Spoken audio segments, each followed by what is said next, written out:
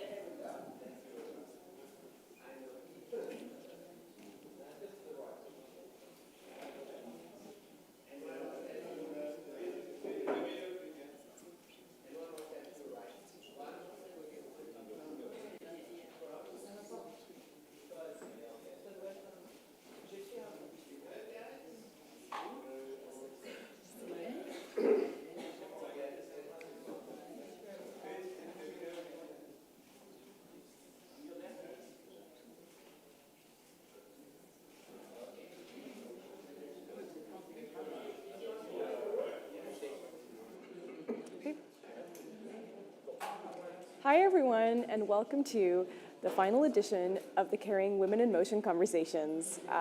We are here. Tomorrow is the final day of the Cannes Film Festival and the awards ceremony, and I'm thrilled to be here. My name is Minori Ravindran, and I'm international editor for Variety. We are here actually with a truly inspiring guest, Emily Yang. Emily Yang is a former visual graphics designer turned multidisciplinary artist and NFT virtuoso. She's here to tell us about the arts in the digital age, Web3, and the decentralized financing landscape, and how women and women of color are leading in these spaces. I'm really looking forward to this conversation. Thank you for being here.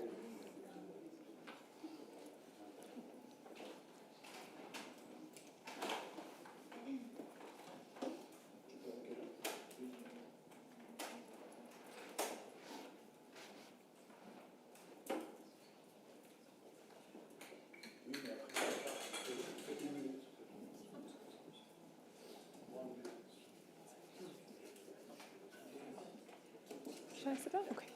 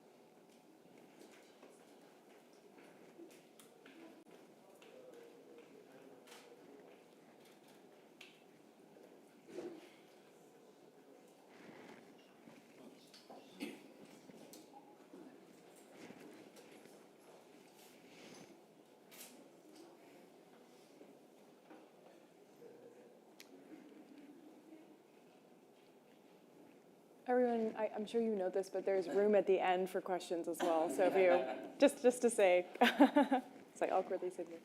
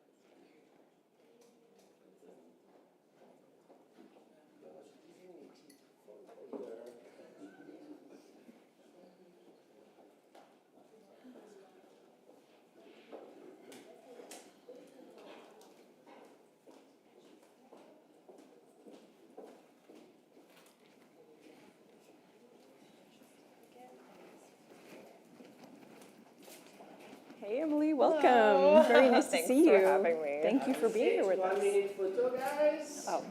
In the meantime, please turn off your mobile or put them on silent. We highly appreciate it. Thank you. Wait. 1 minute photo. Wait. Emily, please, just here. Yeah, please. Yeah, okay. And Emily, just at the back here, please. Thank you. Nice and small. Just wait. Just one more here from you, please. Here, please. Emily. Okay. And just at the back. Emily, Emily. Emily.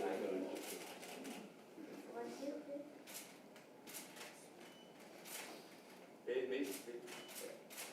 Hey, guys. And we're good. Thank you. Amazing. So welcome to Cannes. How are you doing?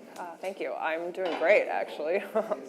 I've been really interested in speaking with you just because I know how huge People Pleaser is online and everything that you're doing.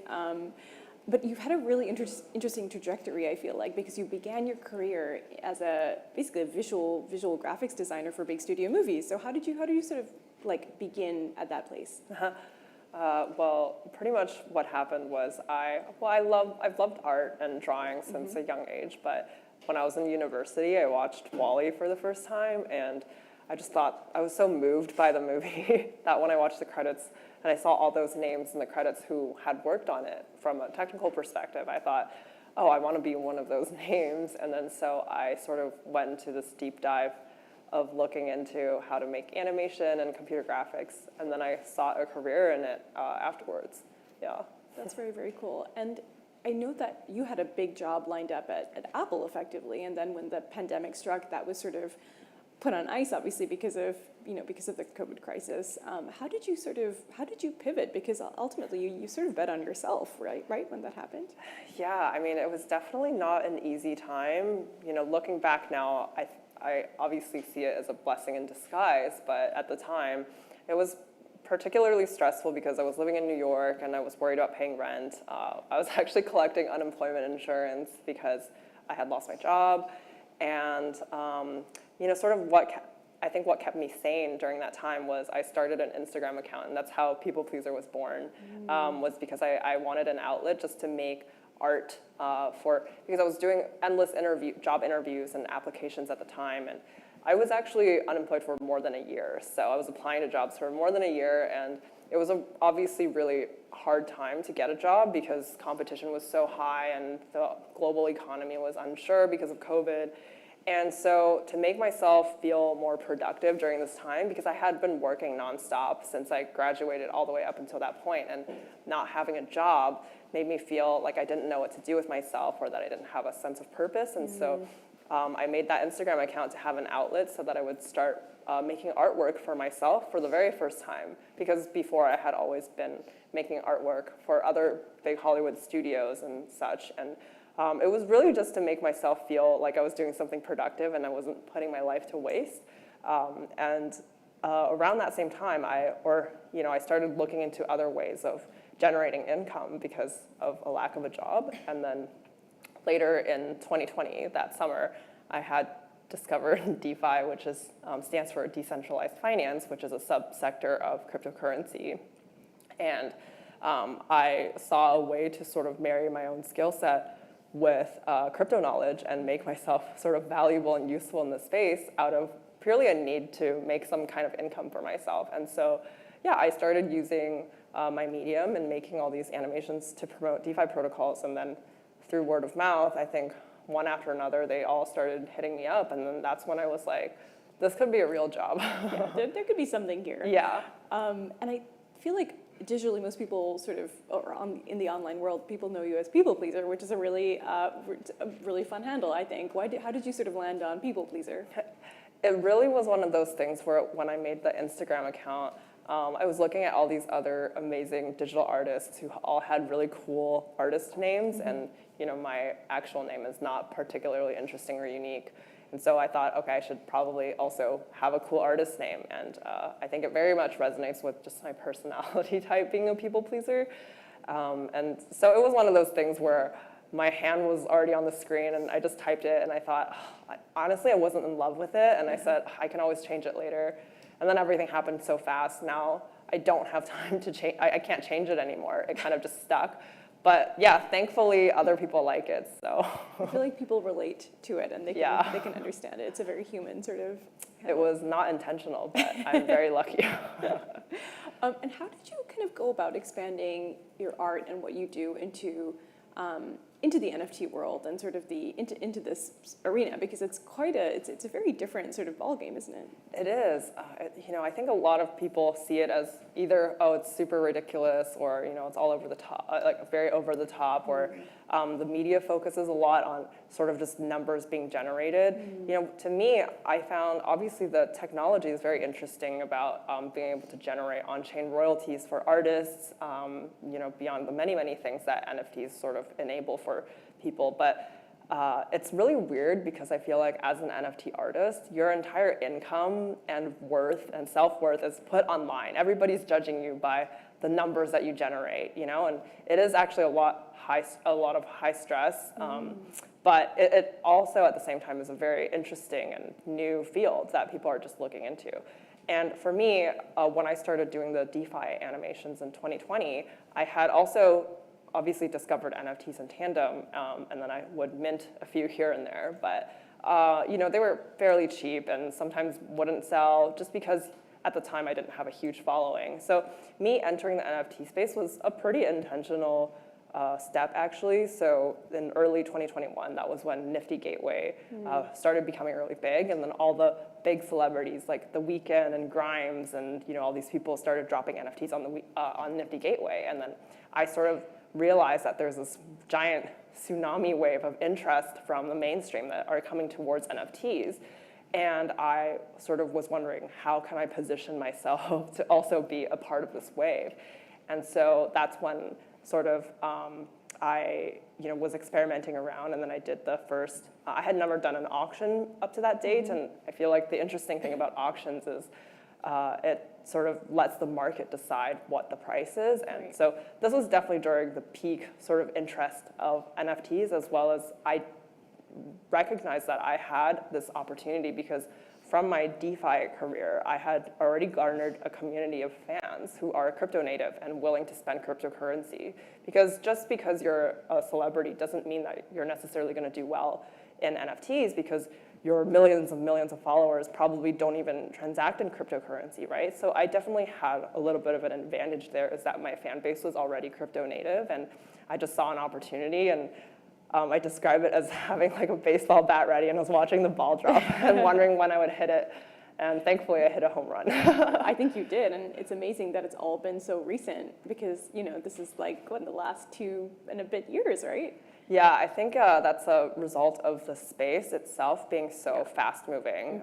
We call it crypto time dilation, where 1 month in crypto feels like 6 months of real life events. The industry is ever changing, always moving really fast. I can well imagine, but I still feel like there is still some confusion in terms of what NFTs are. I feel like it's still a little bit opaque in terms of audiences and just the public like not really having a grasp of. Is that fair to say? Definitely, Yeah. And I think that's sort of, well, I think it means a few things. One is that we're still early, but also I think builders and people, for example, like Silicon Valley, I think probably when Web 2.0 products like Facebook and Instagram first came out, people didn't understand it right away either.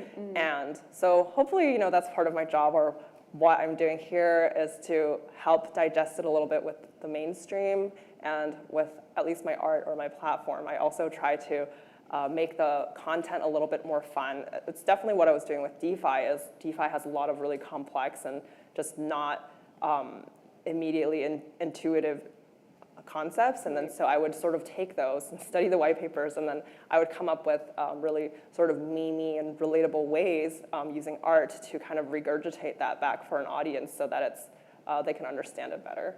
Got it. And just for our audience here as well, like people who might not necessarily have a grasp of it, how would you describe NFTs and Web3 and how it sort of sits within this wider space? So Web3 is pretty much just the whole internet that's being sort of operated and orchestrated and built and owned by the people who are using it and building on it, and orchestrated via tokens, so an NFT is a type of token. Cryptocurrency itself, so Bitcoin, Ethereum, are also, they're all tokens, right, that are, and then they all use the blockchain to store information. And I think the concept of NFTs, I think this also depends on what generation you're from, but I like to talk about Neopets, if anybody has ever played that before. Yes.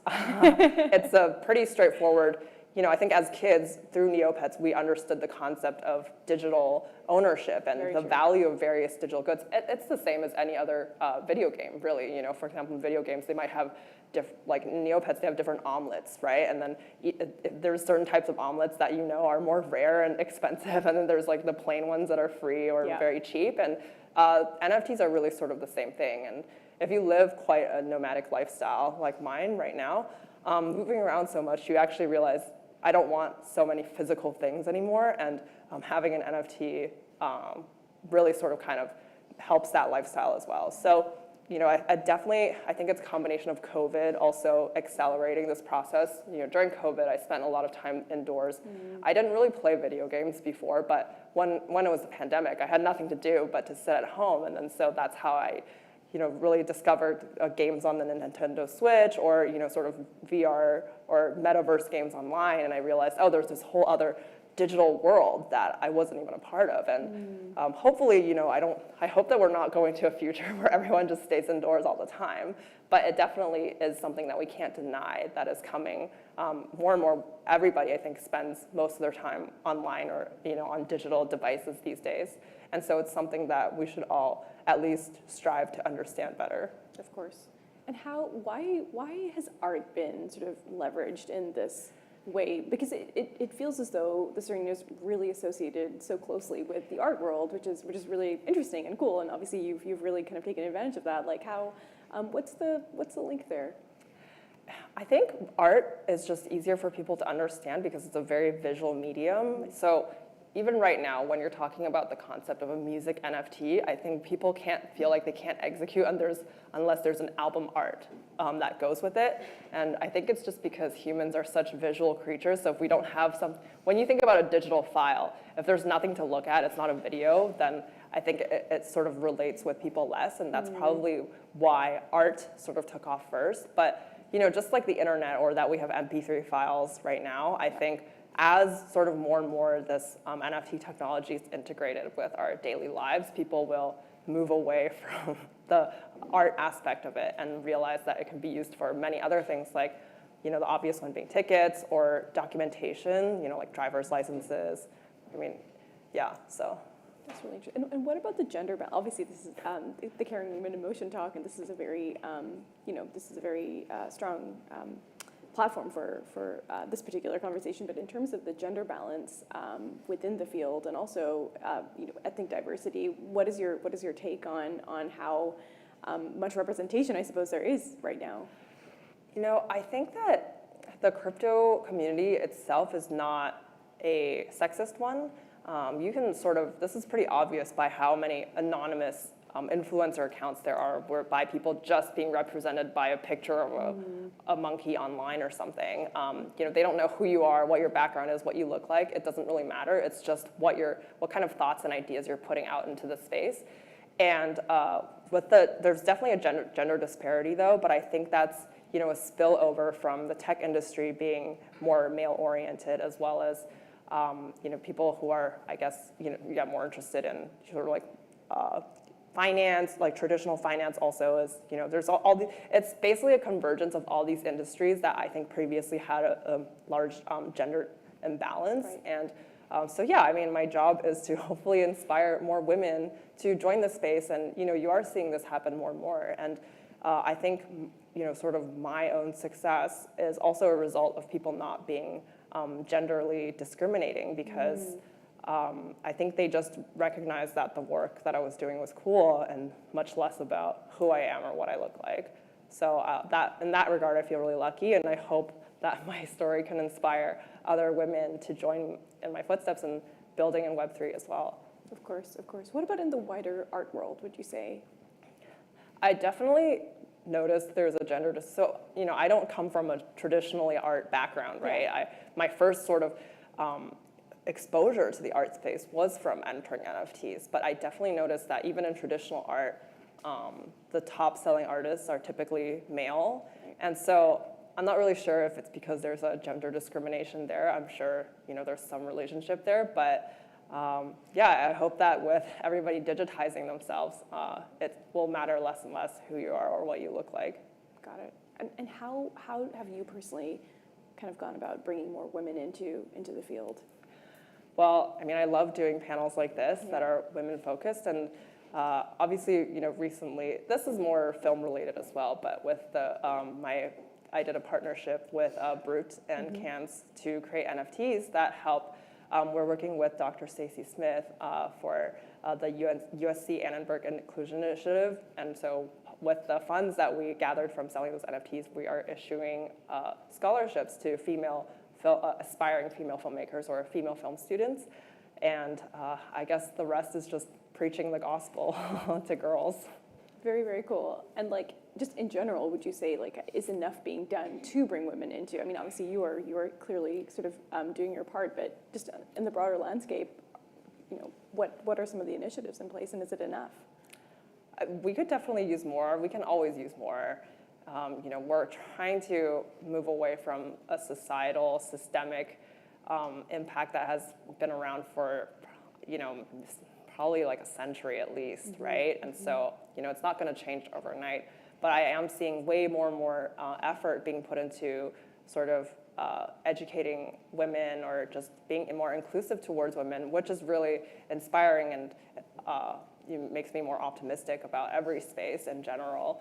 And I think the rest of it is just, I'm seeing so many amazing communities online, even with crypto, where they're making it very girl-friendly and, sort of pulling screenshots from like chick flick movies that we like, but then educating, crypto in that way, which I think is really fun and cool. Boys Club is a good example of this. And so, I highly encourage girls to check that out so that it makes it more fun and interesting. Very cool. And this partnership with Brute, and I believe actually you've been collaborating with them, but then also as you were saying, the USC Annenberg Inclusion Initiative. What are some of the fruits of your labor out of Cannes, would you say? Well, I think first, Brute is just a really amazing partner to have worked with.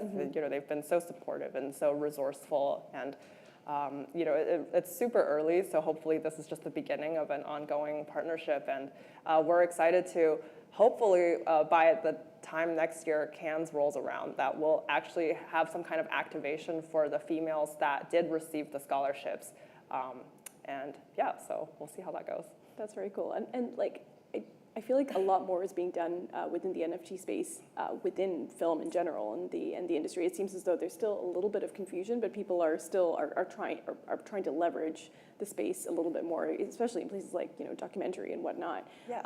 How have you sort of seen it in action? I know you've only been here a short time, but do you get that sense here in Cannes as well? I definitely see people talking about it, and I think it's sort of, that's probably where the next wave of NFTs is going, is media and IP and longer form content. Including myself, I've been quite interested in this as well. Last summer, I used NFTs to crowdfund the Ethereum documentary, and we raised over $2 million within 48 hours. So within 2 days, the documentary was fully funded, and is now, almost a year later, it's already have been shot, and well into production.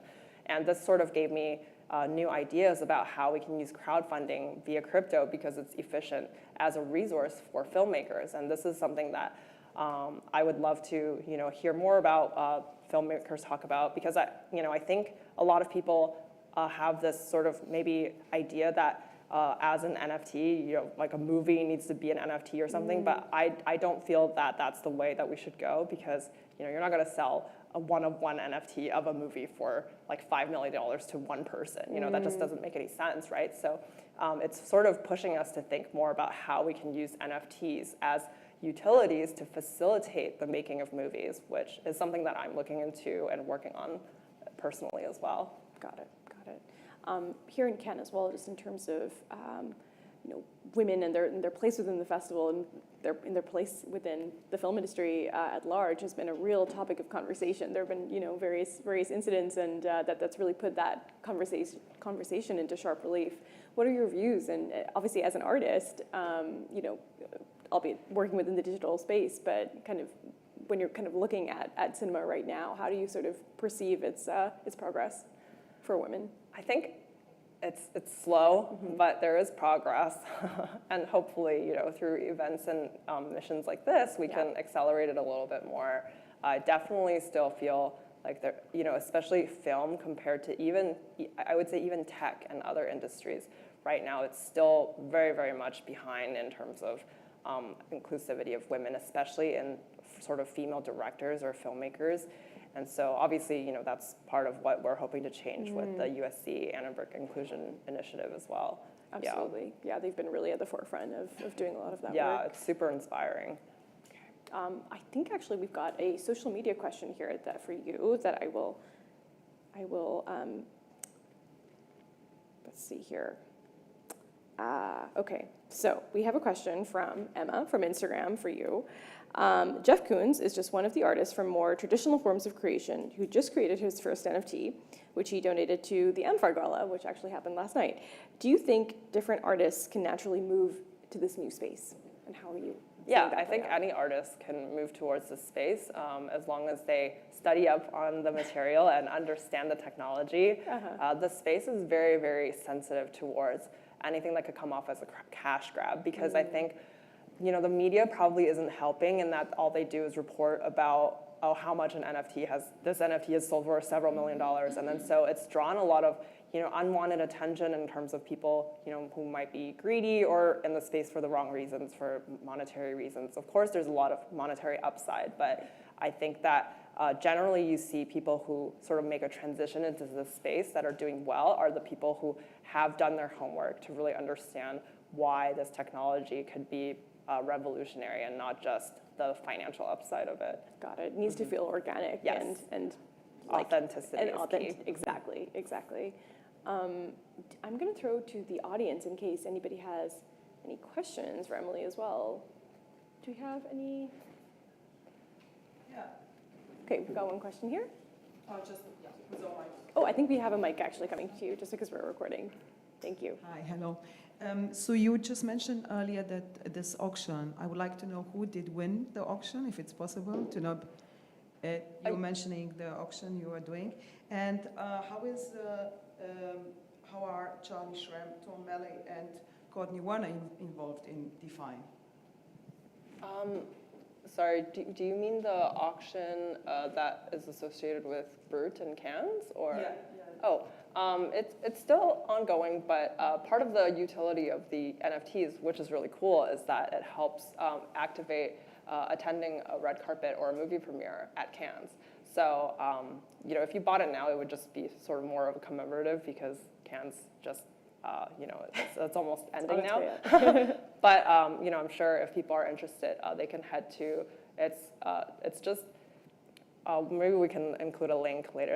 It's like shibuya.xyz. Of course. Yeah, we will include a link later if people are interested in looking at the NFTs or where they're selling. Yeah. And sorry, what the second? How is Charlie Shrem involved in this, and Courtney Warner and Tom Melley? I don't know. Because I got an invitation earlier from them for an event. It was Define. Are you talking about the Amfar? No, I'm not talking about Oh. that. But I can maybe explain later on. Okay. Because I got it's interesting. It's also. Yeah, sorry, I don't know who those people are, so. They work in the cryptocurrency work. Oh, okay, got it. Okay. Do we have any other questions at all? Oh, we've got one question here.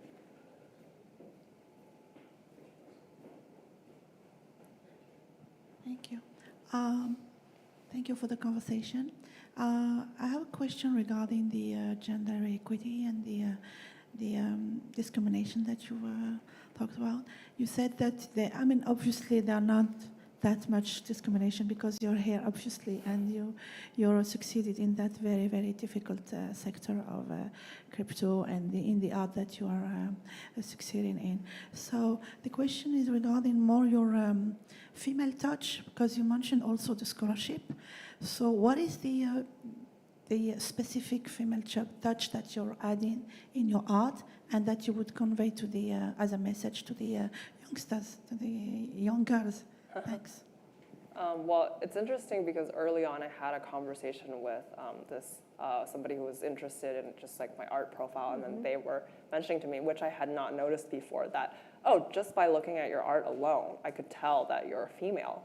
And then so, I found that very interesting, and I asked why that is. And apparently it's, I guess, obviously there's so many just natural differences between men and women, but the way that we use lines or colors, there's just something that's a little bit more of a feminine touch, which I feel is harder to describe with words. But for sure, I think when people see my art, it's a little bit more feminine, I think. And that's what makes it fun and keeps things a little bit more diverse in the space as well.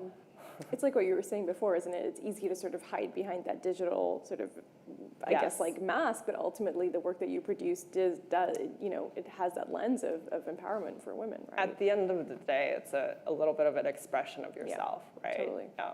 Absolutely. Well, I believe that we will wrap it up here. But thank you so much, Emily, for being with us, and congratulations on your Cannes debut. Thank you. And thank you to Caring as well for having us. Yes, thank you. Thanks.